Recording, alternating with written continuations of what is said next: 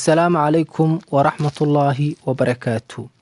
نينكا أدونكا ودير Somali Islamic TV waxay baaritaan ku samaysay uguna tala gashay inay u soo gudbiso daawadayaasheeda ninka adduunka ugu dheer.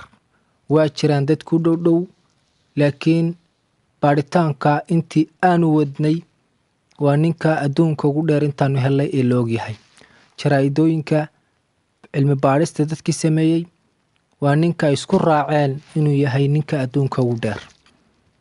ninka adduunka ugu dheer macluumaad yar oo kooban ku saabsan bay maanta idinku tala gashay Somali Islamic TV in ay u soo gudbiso dadka ku taxan ee daawadayaasheeda.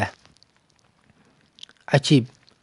Suldaan Kusin waxa uu ku dhashay Turkiga sanadkii 1982. waa nin aad u dheer, dhererkiisuna wuxuu gaadhayaa 2 mitir iyo 52 sentimitir. waxay qoyskiisu u dhiseen guri khaas u ah oo albaabkiisana mari karo, dhexdiisana uu istaagi karo. dhererku wuxuu ku keenay xanuuno ku dhacay jirkiisa, laakiin qayb ka mid ah dhakhaatiirta xarunta caafimaadka jaamacadda Virginia Mareykanka baa ku guuleystay in ay ka daaweeyaan xanuunada. waxa uu guursaday Mayraf Daybu oo u dhalatay dalka Turkiga, waxayna gaadhaysaa gabadhaas dhererkeedu 1 mitir iyo badh.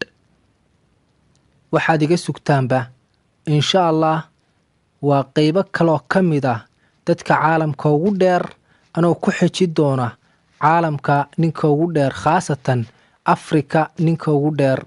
insha Allah channelka Somali Islamic TV haddaad ku cusub tahay ama aadan hore subscribe u saarin, hadda nagu caawi inaad saarto subscribe, gambaleelkana aad furato